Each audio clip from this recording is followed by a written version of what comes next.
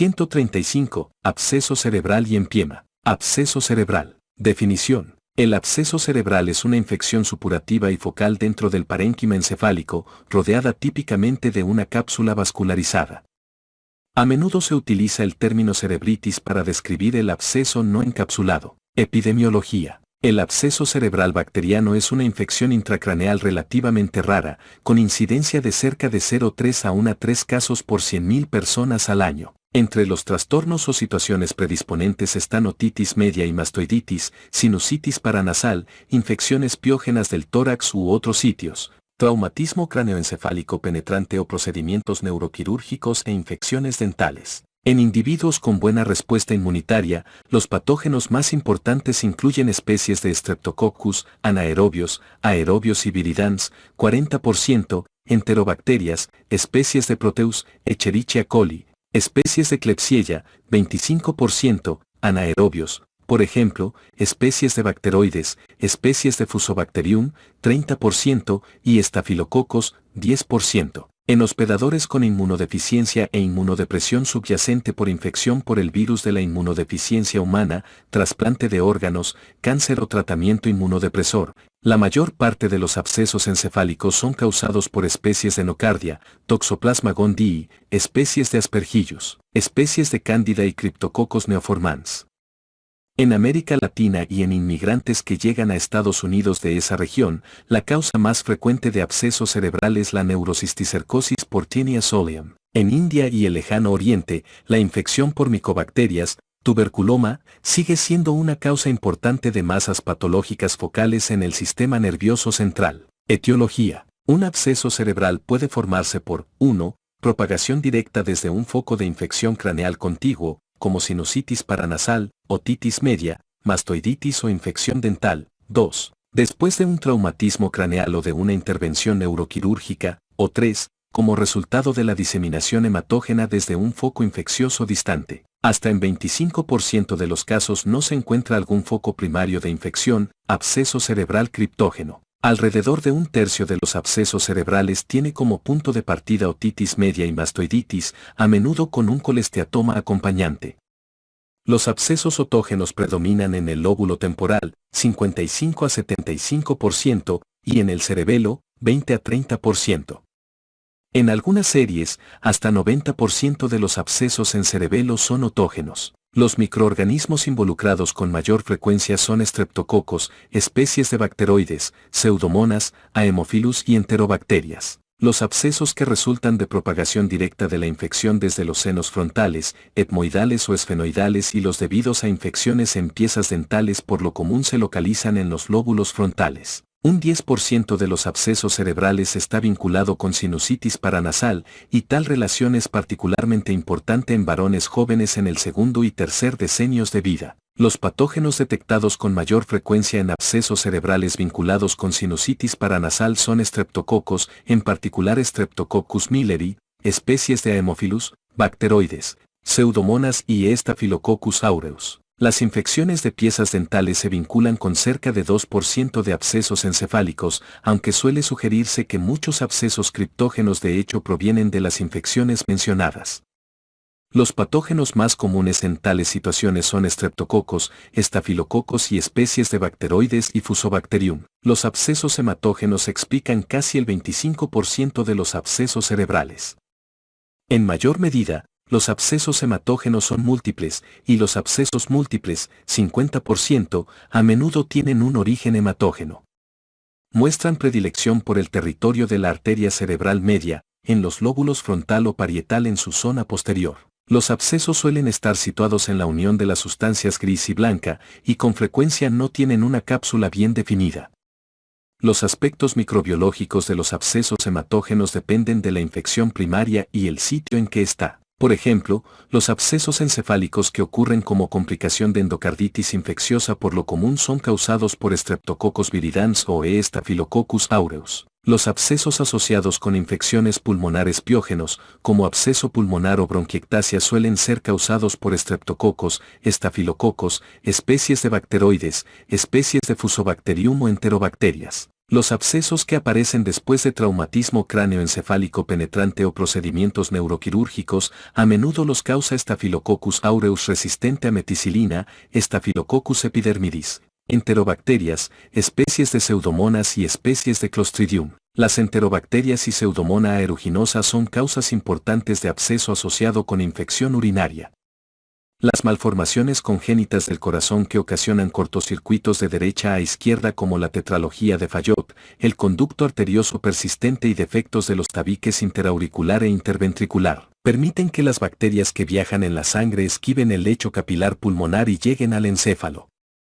Se observan fenómenos similares en el caso de malformaciones arteriovenosas pulmonares. La menor oxigenación arterial y la menor saturación causada por el cortocircuito de derecha a izquierda y la policitemia pueden causar áreas focales de isquemia cerebral y generar así un nido para microorganismos que esquiven la circulación pulmonar para multiplicarse y formar un absceso. En estas situaciones los estreptococos son los patógenos más comunes. Patogenia e histopatología. Los resultados de modelos experimentales de formación de abscesos cerebrales sugieren que en la invasión bacteriana del parénquima encefálico es condición la presencia de isquemia, necrosis o hipoxia en el tejido encefálico. El parénquima cerebral intacto es relativamente resistente a la infección. Una vez que las bacterias establecieron la infección, el absceso cerebral con frecuencia evoluciona a lo largo de diversas etapas, lo que se ve influido por la naturaleza del microorganismo causante y por la respuesta inmunitaria del hospedador. La etapa de inflamación precoz, días 1 a 3, se caracteriza por la presencia de un infiltrado perivascular de células inflamatorias que rodean un núcleo central de necrosis coagulante.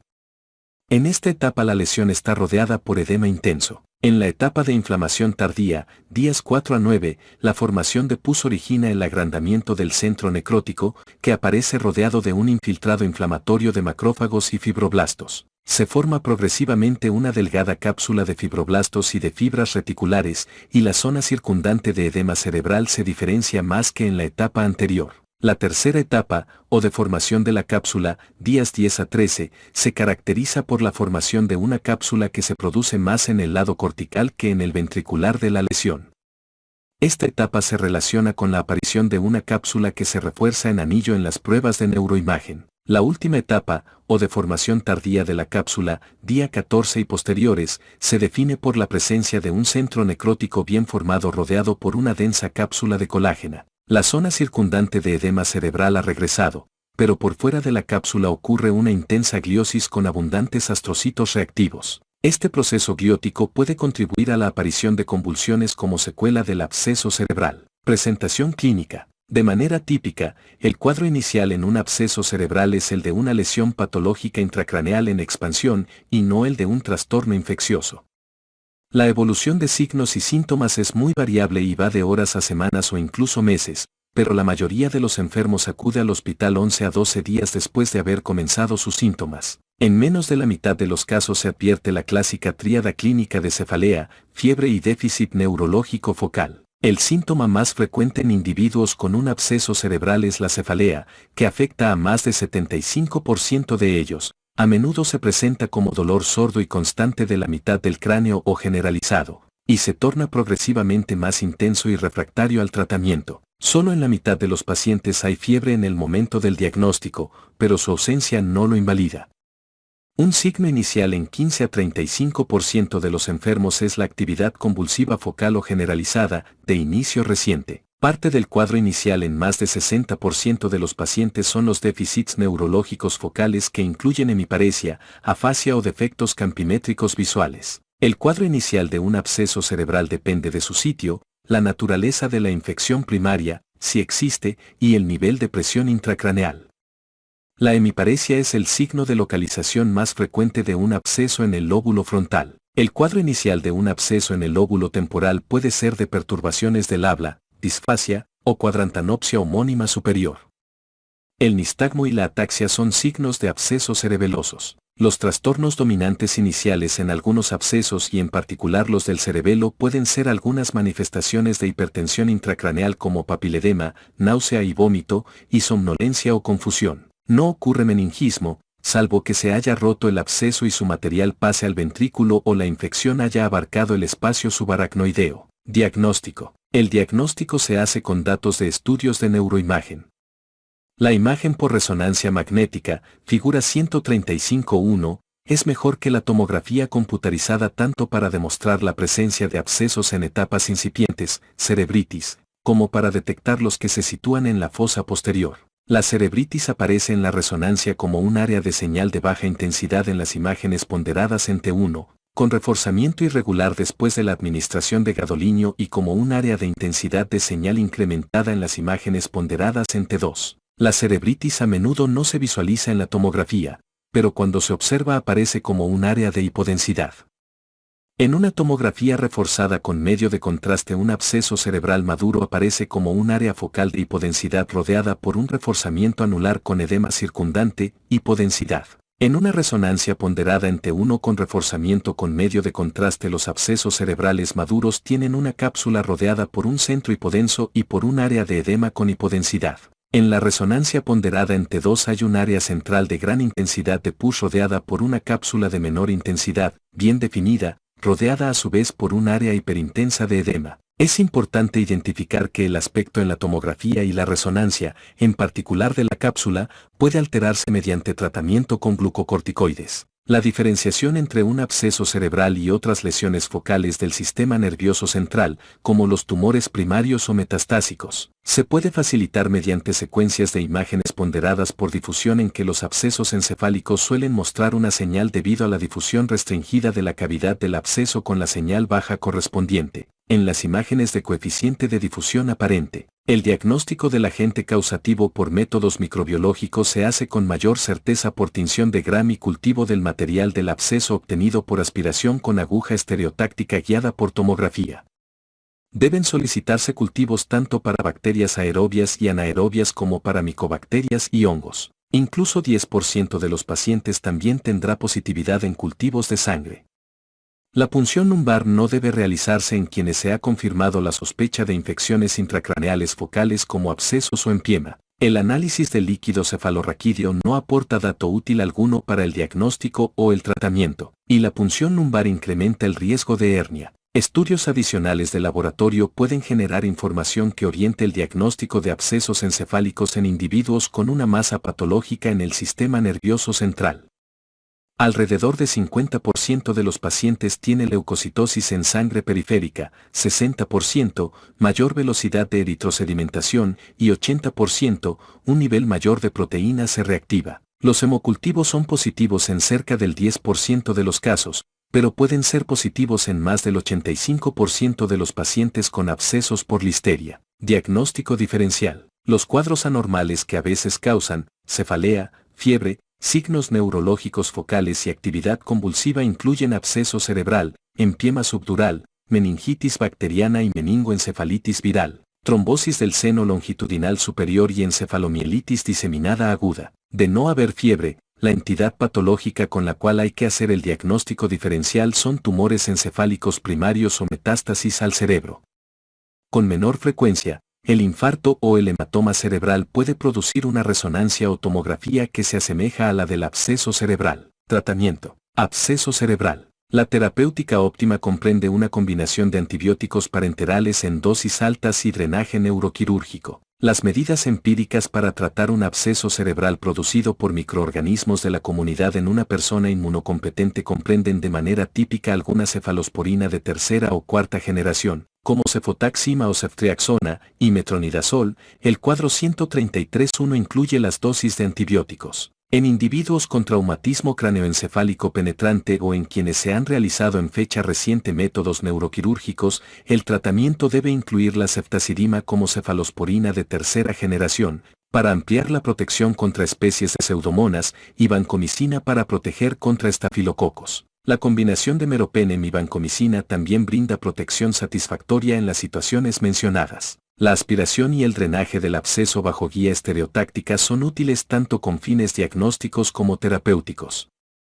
El tratamiento antibiótico empírico puede modificarse según los resultados de la tinción de Gram y del cultivo del contenido del absceso. La resección completa de un absceso bacteriano mediante craneotomía o craniectomía por lo general se reserva para los abscesos multiloculados o para aquellos donde fracasa la aspiración estereotáctica. El tratamiento médico solo no se considera adecuado para el absceso cerebral y debe reservarse para aquellos pacientes cuyos abscesos no puedan aspirarse ni drenarse por medios quirúrgicos. Para sujetos seleccionados con abscesos pequeños, menores de 2 a 3 centímetros, o no encapsulados, cerebritis. Y para los enfermos cuyo estado general es tan delicado que no permite una intervención neuroquirúrgica. Todos los pacientes deben recibir un mínimo de 6 a 8 semanas de tratamiento antibiótico parenteral. Nunca se ha estudiado de manera adecuada la participación, si es que tiene alguna, del tratamiento complementario con antibióticos orales después de haber completado el curso habitual de tratamiento parenteral. Además del drenaje quirúrgico y la antibioticoterapia, los pacientes deben recibir tratamiento anticonvulsivo profiláctico por el alto riesgo de convulsiones focales o generalizadas, cerca de 35%. El tratamiento antiepiléptico se mantiene durante al menos 3 meses después de la resolución del absceso. Puede tomarse la decisión de suspenderlo en función del resultado del electroencefalograma. Si este es anormal, habrá que retirar lentamente el tratamiento anticonvulsivo, realizando un seguimiento estrecho del paciente y repitiendo el electroencefalograma una vez que la terapéutica se haya suspendido. No deben administrarse glucocorticoides de manera sistemática a los pacientes con un absceso cerebral.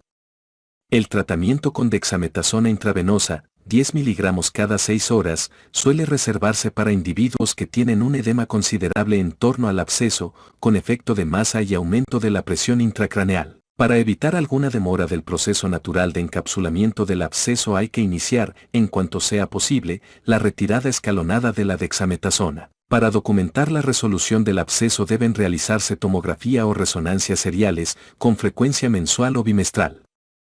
En el grupo de pacientes que solo reciben tratamiento antibiótico hay que efectuar estas pruebas con mayor frecuencia, por ejemplo, cada semana. Después de haber tratado con éxito un absceso cerebral puede persistir durante meses una imagen de ligero refuerzo. Pronóstico. La mortalidad por absceso cerebral ha disminuido en forma paralela a la creación de mejores técnicas de neuroimagen, la mejoría en los métodos neuroquirúrgicos para aspiración estereotáctica y el desarrollo de antibióticos más eficaces. En las series actuales la cifra típica de mortalidad es menor de 15%. En más de 20% de quienes sobreviven quedan secuelas notables que incluyen convulsiones, debilidad, afasia o deficiencias mentales persistentes. Causas no bacterianas de lesiones focales infecciosas del sistema nervioso central. Etiología. La neurocisticercosis es la parasitosis más frecuente del sistema nervioso central en todo el mundo. Se adquiere por la ingestión de alimentos contaminados con huevecillos del verme Taenia solium. La toxoplasmosis es una enfermedad parasitaria causada por Toxoplasma gondii que se adquiere al ingerir carne mal cocida o al manipular heces de gato. Presentación clínica. La manifestación más frecuente de la neurocisticercosis la constituyen las convulsiones parciales de comienzo reciente, con generalización secundaria o sin ella. Los cisticercos se pueden desarrollar en el parénquima encefálico y causar convulsiones o déficits neurológicos focales. Si se localizan en los espacios subaracnoideo o ventricular pueden incrementar la presión intracraneal al interferir en el flujo de líquido cefalorraquídeo. La presencia de los cisticercos en la columna y en la médula puede simular el cuadro inicial de algunos tumores intrarraquídeos. Si los parásitos se alojan primero en el encéfalo producirán pocos signos de respuesta inflamatoria. Al degenerarse, el quiste del cisticerco desencadena una respuesta inflamatoria que al principio puede traducirse clínicamente en una convulsión. Al final el quiste muere, lo cual puede ocurrir en el curso de años, y el cuadro suele acompañarse de resolución de la respuesta inflamatoria y, a menudo, cesación de las convulsiones. La toxoplasmosis primaria suele ser asintomática. Sin embargo, en esta fase los parásitos pueden propagarse al sistema nervioso central, en el que quedan en estado de latencia. La reactivación de la infección en el sistema nervioso central ocurre casi exclusivamente en hospedadores inmunodeficientes, en particular en aquellos con infección por virus de inmunodeficiencia humana. En esta fase el cuadro inicial puede comprender cefaleas, fiebre, convulsiones y déficits neurológicos focales. Diagnóstico. Las lesiones de la neurocisticercosis se identifican fácilmente por resonancia o tomografía. Las lesiones que tienen parásitos viables adquieren el aspecto de lesiones quísticas. En la resonancia a menudo se observa el escólex. Las lesiones pueden aparecer como áreas de reforzamiento de contraste rodeadas por edema. Un signo muy temprano de muerte del quiste es la presencia de hipointensidad de líquido vesicular en las imágenes ponderadas en T2 cuando se comparan con el líquido cefalorraquídeo. Las calcificaciones del parénquima cerebral son el dato más frecuente e indicativo de que el parásito ya no es viable. Los datos en la resonancia comprenden lesiones múltiples en los planos profundos de la sustancia blanca, el tálamo, los ganglios basales y la unión de las sustancias blanca y gris en los hemisferios cerebrales. Si se administra medio de contraste, la mayor parte de las lesiones se tornan más visibles y siguen un perfil anular, nodular u homogéneo y están rodeadas de edema. Al surgir las anormalidades neuroimagenológicas características de esta parasitosis hay que identificar en el suero anticuerpos inmunoglobulina G contra Toxoplasma gondii. En caso de existir, habrá que tratar al paciente. Tratamiento. Lesiones infecciosas focales del sistema nervioso central. Se inicia la administración de anticonvulsivos cuando el paciente con neurocisticercosis tiene una convulsión. Hay controversia en torno a la administración o no de antihelmínticos a todos los pacientes. Tales recomendaciones están basadas en la etapa de la lesión. Los cisticercos que generan una imagen de lesiones quísticas en el parénquima cerebral con edema periquístico o sin este o en el espacio subaracnoideo en la convexidad de los hemisferios cerebrales, deben ser tratados con fármacos contra los quistes. La medicación contra los estodos acelera la destrucción de los parásitos, lo que produce una resolución más rápida de la infestación. En el tratamiento de la neurocisticercosis se utilizan albendazol y praziquantel. Un solo ciclo de albendazol destruye cerca del 85% de los quistes en el parénquima y un solo ciclo de praziquantel destruye cerca del 75% de ellos. La dosis del albendazol es de 15 mg por kilo de peso al día en 2 fracciones durante 8 días, en tanto que la de praziquantel es de 50 mg por kilo de peso al día durante 15 días, aunque a menudo se citan otros regímenes posológicos. La prednisona o la dexametasona se administran junto con los fármacos contra quistes para tratar la respuesta inflamatoria del hospedador a los parásitos en fase de degeneración. Solo los quistes en etapas vesicular, en la cual contienen larva viva, se observa Scolex en la tomografía o la resonancia, y coloidal, a medida que la larva se degenera, la lesión está rodeada de edema. Se tratan con terapia cisticida. Algunos expertos, mas no todos, recomiendan el uso de fármacos contra quistes en el caso de lesiones en etapa granulo-nodular, cuando están rodeadas por una zona anular de mayor contraste. Hay aceptación unánime de que no es necesario el uso de antiquísticos en el caso de lesiones calcificadas. La administración de antiepilépticos se puede interrumpir una vez que las tomografías de vigilancia indican resolución de la lesión. Se recomienda administrar antiepilépticos por largo tiempo si persisten las convulsiones después de que cede el edema y se resorbe o calcifica el quiste en degeneración. La toxoplasmosis del sistema nervioso central se trata con una combinación de sulfadiazina a razón de 1.5 a 2.0 gramos por vía oral 4 veces al día, y además 100 miligramos de pirimetamina ingeridos hasta una dosis de saturación, para seguir con 75 a 100 miligramos vía oral diariamente y agregar por la misma vía y en la misma forma 10 a 15 miligramos de ácido folínico. Este último se agrega al régimen para evitar la anemia megaloblástica. El tratamiento se continúa hasta que no hay signos de enfermedad activa en los estudios de neuroimagen, lo que suele corroborarse en 1 a 6 semanas, y después de esa fecha se disminuye la dosis de sulfadiazina a 2 a 4 gramos por día y la de pirimetamina a 50 miligramos al día. Otro esquema terapéutico para pacientes que no toleran la sulfadiazina es la combinación de clindamicina y pirimetamina, pero la de pirimetamina y sulfadiazina es más eficaz. Empiema subdural. El empiema subdural es un cúmulo de pus entre la duramadre y la aracnoides, figura 135.2. Epidemiología. El empiema subdural es un trastorno raro que comprende 15 a 25% de las infecciones supurativas focales del sistema nervioso central.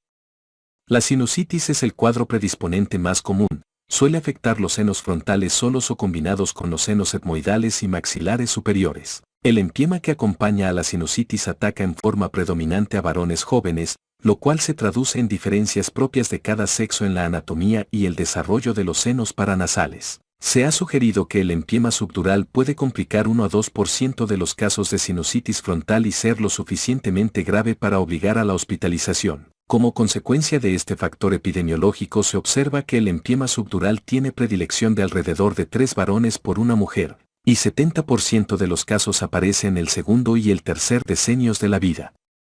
El empiema subdural también surge como complicación de traumatismo craneoencefálico o neurocirugía. La infección secundaria de un derrame subdural puede resultar en empiema, aunque la infección secundaria de los hematomas es rara si no se practicó algún método neuroquirúrgico. Etiología. Los patógenos más frecuentes en el empiema subdural vinculado con sinusitis son estreptococos aerobios y anaerobios, estafilococos, enterobacterias y bacterias anaerobias. Los microorganismos causales más frecuentes son estafilococos y bacilos gram negativos cuando ocurre empiema subdural después de procedimientos neuroquirúrgicos o de traumatismo craneoencefálico. Hasta en una tercera parte de los pacientes el cultivo no permite encontrar microorganismos detectables, ello quizá refleja la dificultad para lograr cultivos adecuados de anaerobios. Fisiopatología. El empiema subdural que se asocia a la sinusitis se produce como consecuencia de la diseminación retrógrada de la infección de una tromboflebitis séptica de las venas mucosas que drenan los senos o por la propagación al cerebro por contigüidad de la infección de una osteomielitis de la pared posterior del seno frontal o de otros senos. El empiema subdural puede producirse también por la introducción directa de bacterias en el espacio subdural como complicación de una intervención neuroquirúrgica.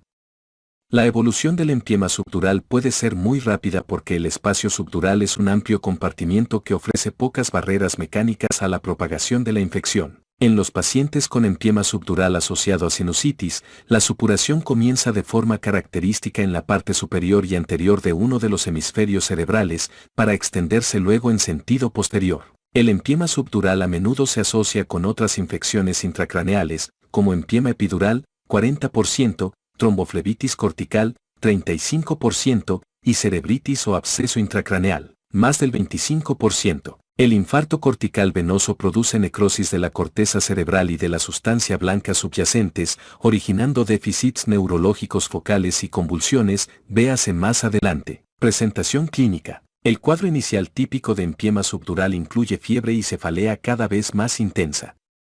La existencia de empiema subdural se debe sospechar siempre en aquella persona con sinusitis diagnosticada que acude al médico con nuevos signos o síntomas del sistema nervioso central. Aquellos con sinusitis primaria a menudo tienen síntomas vinculados con tal infección. A medida que avanza la infección suelen producirse déficits neurológicos focales, convulsiones y signos de hipertensión intracraneal. La cefalea es el síntoma de presentación más frecuente. Al principio se localiza en el lado donde se encuentra la infección subdural, pero luego se vuelve más intensa y generalizada. La hemiparesia o hemiplegia contralateral es el déficit neurológico focal más frecuente y puede producirse por la acción directa del empiema subdural sobre la corteza cerebral o como consecuencia de un infarto venoso. En su inicio, las convulsiones son parciales motoras, pero posteriormente se generalizan. Las convulsiones pueden deberse al efecto irritativo directo del empiema subdural sobre la corteza subyacente o a un infarto venoso, véase antes.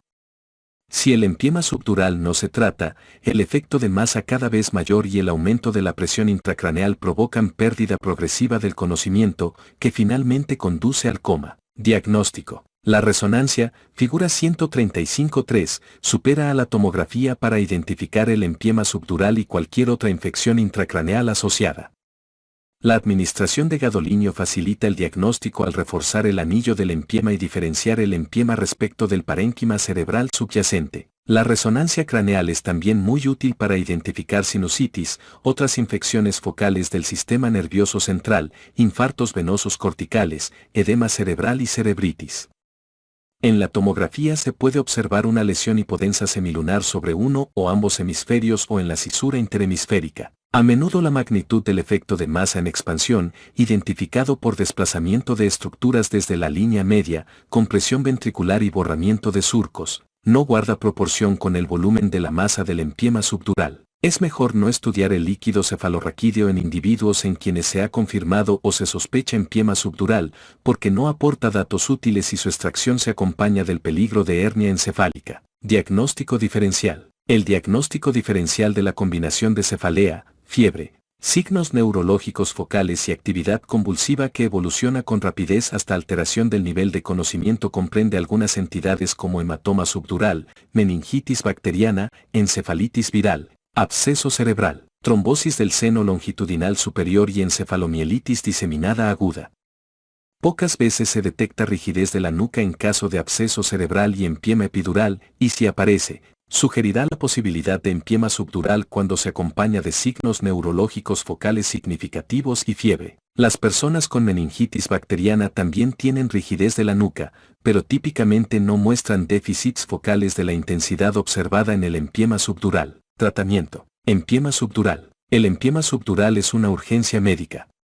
La evacuación neuroquirúrgica del empiema, ya sea mediante drenaje a través de un trépano o por craneotomía, es la medida terapéutica definitiva de esta infección. El tratamiento antibiótico empírico debe incluir la combinación de una cefalosporina de tercera generación, por ejemplo, cefotaxima o ceftriaxona, vancomicina y metronidazol. Véase la dosificación en el cuadro 133.1. Las personas con empiema subdural nosocomial pueden mostrar infecciones por especies de Pseudomonas o Staphylococcus aureus resistente a meticilina y deben recibir como medio de protección un carbapenémico, como el meropenem, y vancomicina. Cuando se utiliza meropenem no es necesario el metronidazol para combatir los anaerobios, debe continuar la terapéutica a base de un antibiótico parenteral durante 3 a 4 semanas, mínimo, después de drenar el empiema subdural. Los individuos que también tienen osteomielitis de huesos craneales necesitan un tratamiento más largo. El diagnóstico específico de los microorganismos etiológicos se lleva a cabo mediante tinción de Gram y cultivo de líquido, que se obtiene mediante trepanación o craneotomía. El tratamiento antibiótico empírico inicial se modifica según estos resultados. Pronóstico. Algunos factores que influyen en el pronóstico son nivel de conocimiento del paciente en el momento en que llega al hospital, tamaño del empiema y prontitud con que se instaure el tratamiento. Hasta 50% de los casos presenta secuelas neurológicas prolongadas, entre las que se encuentran crisis epilépticas y hemiparesia. Absceso epidural cranial. El absceso epidural craneal es una infección supurativa que se produce en el espacio virtual que separa la cara interna del cráneo y la duramadre, figura 135.4. Etiología y fisiopatología. Los abscesos epidurales craneales son menos frecuentes que el absceso cerebral o el empiema subdural y comprenden menos del 2% de las infecciones focales supurativas del sistema nervioso central. Ocurre un absceso epidural craneal como complicación de una craneotomía o de una fractura craneal compuesta, o como resultado de la propagación de una infección procedente de los senos frontales, el oído medio, la mastoides o la órbita. Un absceso epidural puede formarse contiguo a una zona de osteomielitis, cuando en una craneotomía se infecta la herida o el colgajo óseo, o como consecuencia de la infección directa del espacio epidural. Una infección en el seno frontal, el oído medio, la mastoides o la órbita puede alcanzar el espacio epidural a través de la diseminación retrógrada de la infección desde la tromboflebitis séptica en las venas emisarias que drenan estas áreas o mediante la propagación directa de la infección a través de las áreas de osteomielitis. A diferencia del espacio subdural, el epidural es más virtual que real. En condiciones normales, la duramadre se encuentra íntimamente adherida a la superficie interna del cráneo y la infección debe disecar, a medida que avanza, la duramadre de la superficie del cráneo. En consecuencia, los abscesos epidurales suelen ser más pequeños que los empiemas subdurales. Los abscesos epidurales craneales, a diferencia de los abscesos cerebrales, rara vez se producen como resultado de la diseminación hematógena de una infección procedente de un foco extracraneal. La microbiología de los abscesos epidurales craneales es similar a la del empiema subdural, véase antes. Los microorganismos causantes de un absceso epidural que proceden de una sinusitis frontal, una infección del oído medio o una mastoiditis suelen ser streptococos y anaerobios. Estafilococos o bacterias gram negativas son con frecuencia los agentes infecciosos causantes de los abscesos epidurales que ocurren como complicación de una craneotomía o de una fractura craneal compuesta. Presentación clínica. El cuadro inicial incluye fiebre, 60%, cefalea, 40%, rigidez de la nuca, 35%, convulsiones, 10%, y déficits focales, 5%. La aparición de síntomas puede ser insidiosa porque el empiema por lo común aumenta con lentitud de tamaño dentro del espacio anatómico perfectamente circunscrito entre la duramadre y la superficie interna del cráneo. En cerca de 40% de los enfermos se identifica edema periorbitario y tumor de Pats, lo que refleja la osteomielitis subyacente asociada en el hueso frontal. En individuos en quienes se ha practicado una cirugía reciente en el sistema nervioso, invariablemente hay infección de la incisión, pero otros síntomas pueden ser sutiles e incluyen alteración del estado mental, 45%, fiebre, 35%, y cefalea, 20%. También debe sospecharse esa entidad diagnóstica cuando ha habido fiebre y cefalea después de traumatismo cráneoencefálico reciente o en un contexto de sinusitis frontal, mastoiditis u otitis media. Diagnóstico. La resonancia del cráneo con refuerzo de gadolinio es el método más indicado para visualizar un absceso epidural craneal. La sensibilidad de la tomografía disminuye con la presencia de artefactos de señales que surgen del hueso de la superficie interna del cráneo. La imagen de un empiema epidural en la tomografía es la de una lesión extraaxial hipodensa de forma semilunar o en lente. En la resonancia la imagen del empiema epidural es de un cúmulo de líquido lentiforme o semilunar hiperintenso en comparación con el líquido cefalorraquídeo en las imágenes ponderadas en T2. En las imágenes ponderadas en T1, el cúmulo de líquido puede ser isointenso o hipointenso en comparación con el parénquima cerebral. Después de administrar gadolinio se observa en las imágenes con reforzamiento ponderadas en T1 una intensificación de la duramadre. A diferencia de lo que ocurre en el empiema subdural, pocas veces se observan signos de masa expansiva u otras anormalidades en el parénquima. Tratamiento. Absceso epidural. Está indicado el drenaje neuroquirúrgico inmediato. El tratamiento antimicrobiano empírico, a la espera de los resultados de la tinción de Gram y del cultivo del material purulento obtenido en la cirugía, debe incluir la combinación de una cefalosporina de tercera generación, vancomicina y metronidazol, véase el cuadro 133.1. La ceftriaxona o la cefotaxima se debe sustituir por ceftazidima o meropenem en pacientes neuroquirúrgicos. El metronidazol no es necesario para protección contra anaerobios en pacientes que reciben meropenem.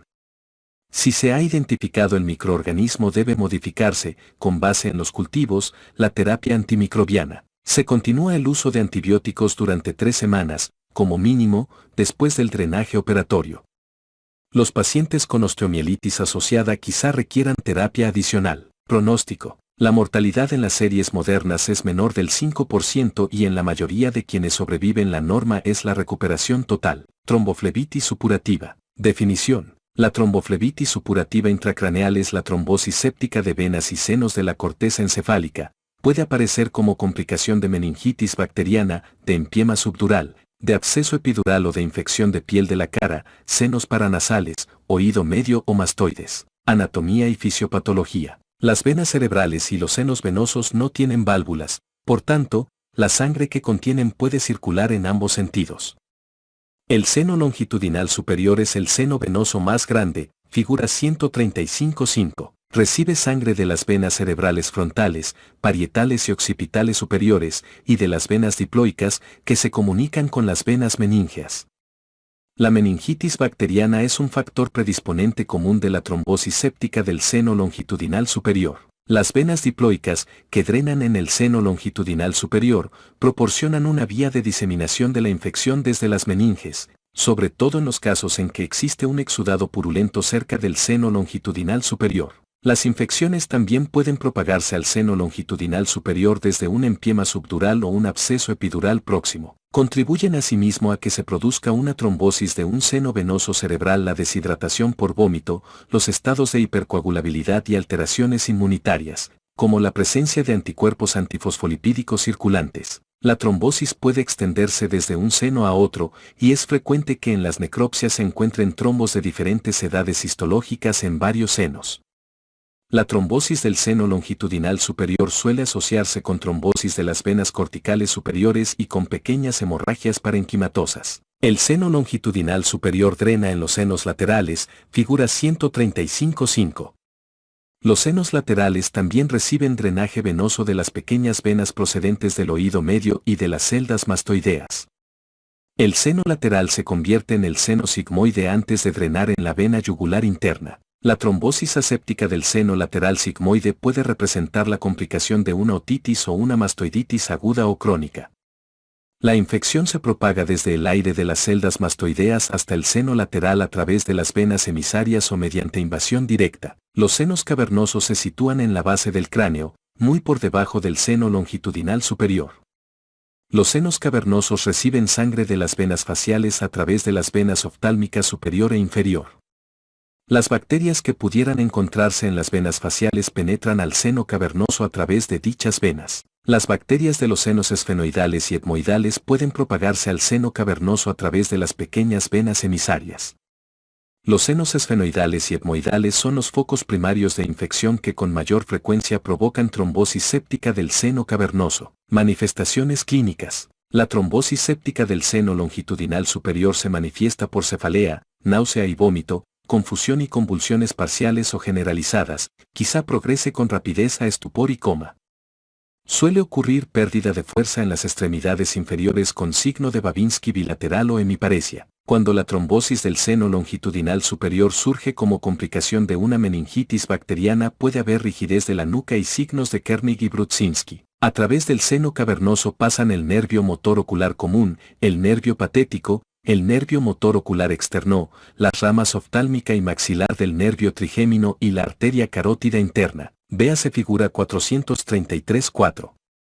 Los síntomas de trombosis séptica del seno cavernoso son fiebre, cefalea, dolor frontal y retroorbitario y diplopía. Los signos típicos son tosis, proptosis, quemosis y alteraciones de los movimientos oculares secundarias a la afección de los pares craneales tercero, cuarto y sexto. Puede detectarse la presencia de hiperestesia de las ramas oftálmica y maxilar del quinto par craneal, de venas retinianas dilatadas y tortuosas y de papiledema. La cefalea y la otalgia son los síntomas más frecuentes de la trombosis del seno transverso, que también llega a ocurrir con otitis media, parálisis del sexto par craneal y dolor retroorbitario o facial. Síndrome de Gradenigo. Las trombosis del seno sigmoide y de la vena yugular interna pueden aparecer inicialmente con dolor del cuello. Diagnóstico. En la resonancia, el diagnóstico de trombosis séptica de los senos venosos lo sugiere la ausencia de vacío de flujo dentro del seno venoso afectado, diagnóstico que se confirma mediante venografía por resonancia, angiografía por tomografía o en la fase venosa de una angiografía cerebral. La presencia de una hemorragia intracerebral sugiere el diagnóstico de tromboflebitis de las venas intracerebrales y meningias, aunque el diagnóstico definitivo se realiza mediante angiografía cerebral. Tratamiento. Tromboflebitis supurativa. La trombosis séptica del seno venoso se trata con antibióticos, hidratación y eliminación del tejido y trombos infectados en los casos de trombosis del seno lateral o cavernoso. La elección del tratamiento antibiótico depende de la bacteria causante del proceso predisponente o asociado. Se desconoce la duración óptima del tratamiento, pero por lo común se continúa el uso de antibióticos durante 6 semanas o hasta que surgen signos radiográficos de resolución de la trombosis. En el caso de trombosis aséptica de un seno venoso y en el tratamiento de la trombosis séptica de las mismas estructuras como complicaciones de meningitis bacteriana en personas que muestran deterioro neurológico progresivo. A pesar del uso de antimicrobianos y de soluciones intravenosas, se recomienda usar anticoagulantes como la heparina intravenosa, con ajuste de dosis.